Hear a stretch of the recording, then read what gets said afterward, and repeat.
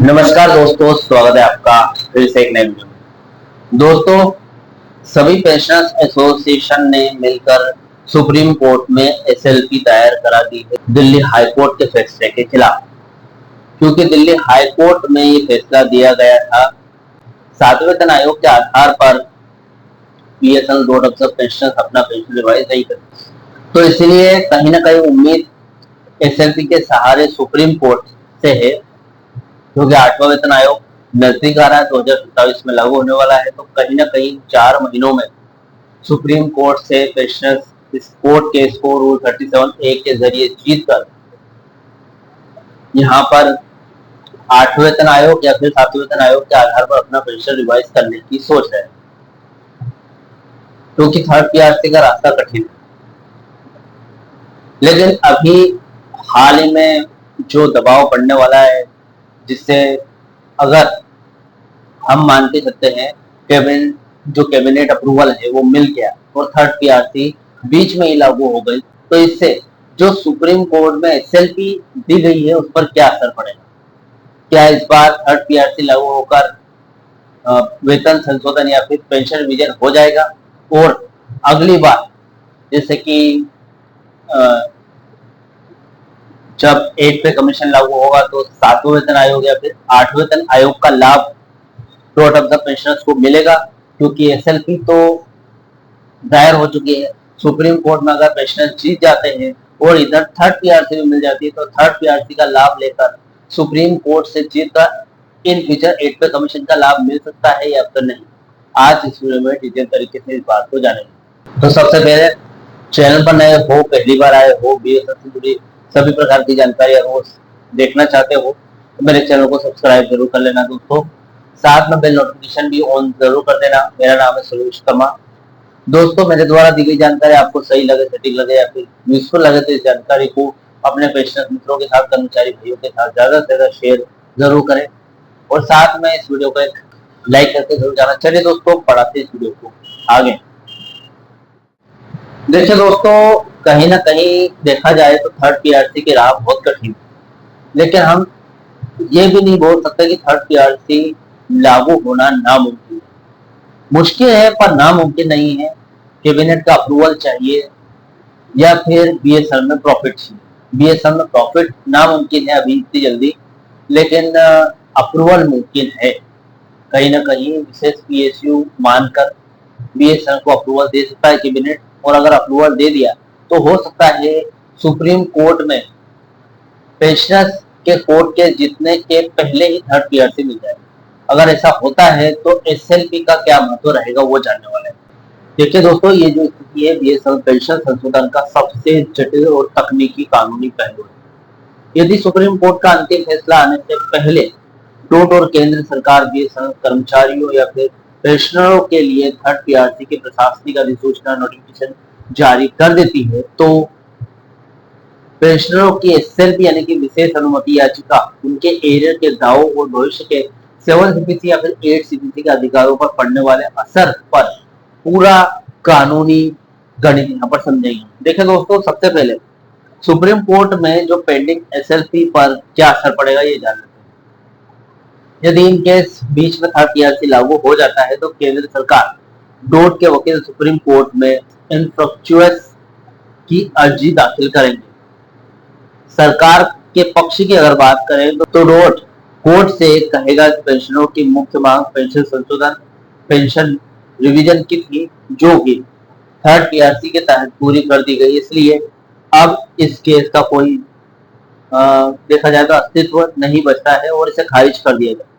Pensioners union ने अपने कानूनी बचाव में कहेंगे कि पेंशनर्स के वरिष्ठ वकील निधेश गुप्ता जी है कोर्ट के सामने ये तर्क रखेंगे कि थर्ड पीआरसी लागू होना एक प्रशासनिक अंतरिम व्यवस्था यानी कि एडमिनिस्ट्रेटिव रिलीफ है, जबकि एसएलपी में उठाया गया सवाल यहाँ पर देखा जाए तो constitution question of law.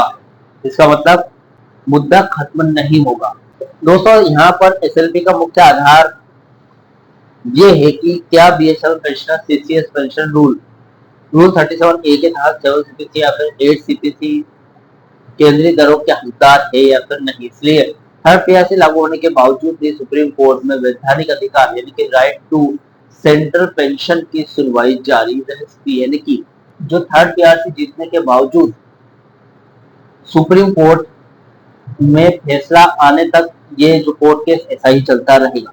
Arrear की बात करूं, एरियर के दावों पर क्या कानूनी प्रभाव पड़ेगा? देखिए दोस्तों, यदि थर्ड पीआरसी लागू होता है तो पेंशन संशोधन 1 जनवरी 2017 से जो डेट है उस पर लागू माना जाए, क्योंकि थर्ड पीआरसी की डेट थी 1/1/2017 थी, पहले कट ऑफ डेट थी। अब थर्ड पीआरसी के तहत एरियर की अगर बात करें, थर्ड पीआरसी की दरों के हिसाब से 1 जनवरी 2017 से लेकर वर्तमान जो डेट है उसके तक का जो भी अंतर डिफरेंस बनेगा वही एरियर के रूप में बीएसएनएल पेंशनर्स या फिर डोट के जो डोट ऑफ पेंशनर्स है प्रशासनिक आदेश के तहत मिलने लगेगा। अब सेवन सीपीसी के एरियर का दावा अगर करें हम 1/1/2016 के हिसाब से, यदि पेंशनर सुप्रीम कोर्ट में सेवन सीपीसी का केस जीत भी जाते हैं तो उन्हें 1 जनवरी 2016 से 2.5% के आधार पर एरियर का अधिकार मिल जाएगा। यानी कि थर्ड पीआरसी से उनका पेंशन रिवीजन तो हो गया, लेकिन अगर वो कोर्ट के सुप्रीम कोर्ट में कोर्ट के जीत भी जाते हैं तो सेवन सीपीसी के आधार पर, केंद्रीय वेतन आयोग के आधार पर उनका एरियर 2016 से 2026 तक यानी कि 10 सालों का एरियर उनको मिल जाएगा। एडजस्टमेंट की अगर बात करें, कानूनी नियम के हिसाब से यदि थर्ड पीआरसी का एरियर पहले मिल चुका होगा तो सेवन सीपीसी के तहत मिलने वाले कुल एरियर में से थर्ड पीआरसी के तहत दिए गए भुगतान को समायोजित कर दिया जाएगा और बचा हुआ अतिरिक्त बकाया पेंशनरों को दे दिया जाएगा। तो कहीं ना कहीं फायदे का सौदा है। भविष्य के 8वें वेतन आयोग के दावों का क्या होगा? यानी कि दोस्तों 2027 में यानी कि इन फ्यूचर एड पे कमीशन लागू होने वाला है, तो उसके दावों का क्या रह जाएगा? यानी कि क्या डोट ऑफ द पेंशनर्स 8 पे कमीशन का दावा कर सकते हैं? देखिए यहाँ पर सबसे महत्वपूर्ण, देखिए दोस्तों यहाँ पर दो तरीकों से मामला होगा। देखिए यदि मामला केवल थर्ड पीआरसी पर खत्म हो गया तो यदि सुप्रीम कोर्ट एसएलपी को खारिज कर देता है और केवल थर्ड पीआरसी लागू रहता है तो बीएसएनएल पेंशनर्स आईडीए पे स्केल के दायरे में ही रहेंगे। उन्हें 1 जनवरी 2026 से लागू होने वाले 8 सीपीसी का लाभ नहीं मिलेगा, बल्कि अगले पीएसयू यानी कि पे रिवीजन 4 पीआरसी 2027 का इंतजार करना पड़ेगा। अब दूसरा अर्थ ये है कि यदि थर्ड पीआरसी के बाद भी सुप्रीम कोर्ट में जीत हुई तो यदि थर्ड पीआरसी लागू होने के बावजूद सुप्रीम कोर्ट के एसएलपी बीएसएनएल पेंशनरों को रूल 37A के तहत केंद्रीय दरों का हकदार घोषित कर देता है तो उनका केडर यानी कि आईडीएस सीडीए केंद्रीय माना जाएगा और उन्हें 8 सीपीसी जो 1/1/2026 से कट ऑफ डेट है जिसकी उसका पूरा लाभ ऑटोमेटिकली मिल जाएगा। अब आज की जमीनी स्थिति की अगर बात करें दोस्तों, प्रैक्टिकल ग्राउंड रियलिटी ये है कि प्रशासनिक रास्ता सेफ्टी यानी कि है थर्ड पीआरसी का लागू होना बीएसएनएल पेंशनरों के लिए तत्काल आर्थिक राहत होगी ताकि वे बिना पेंशन संशोधन के और अधिक वर्षों तक न लटके रहे। कानूनी रास्ता स्थायी समाधान है, क्योंकि दोस्तों देखिए कानूनी रास्ता 8 सीपीसी और 7वां वेतन आयोग आपके लिए स्थायी रास्ता है। सुप्रीम कोर्ट की एसएलपी एकमात्र ऐसा रास्ता है जो बीएसएनएल पेंशनरों को बीएसएनएल के वित्तीय मुनाफे या फिर घाटे अफोर्डेबिलिटी क्लोज से हमेशा के लिए आजाद करके सरकार के वेतन आयोग 7 सीपीसी और 8 सीपीसी के पक्के तौर पर जोड़ सकता है। कुल मिलाकर दोस्तों, यदि सुप्रीम कोर्ट के फैसले से पहले थर्ड पीआरसी लागू होता है तो पेंशनर्स को 1/1/2017 से तुरंत बढ़ी हुई पेंशन और एरियर मिलने लगेगा, जो एक बड़ी व्यवहारिक चीज होगी सभी पेंशनर्स को।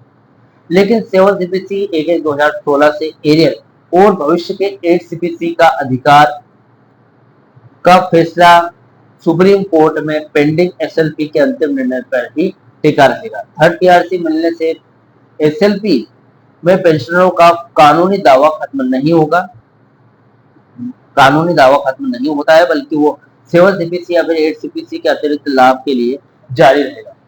यानी कि दोस्तों देखा जाए तो भले आपको थर्ड पीआरसी मिल जाए, लेकिन आपने जो एसएलपी दायर की है सुप्रीम कोर्ट में उसका आपको वेट करना पड़ेगा, क्योंकि थर्ड पीआरसी आपका अस्थायी रास्ता है। कहीं ना कहीं इन फ्यूचर आपको फोर्थ पीआरसी लागू करने के लिए भी संघर्ष जारी रखना पड़ेगा।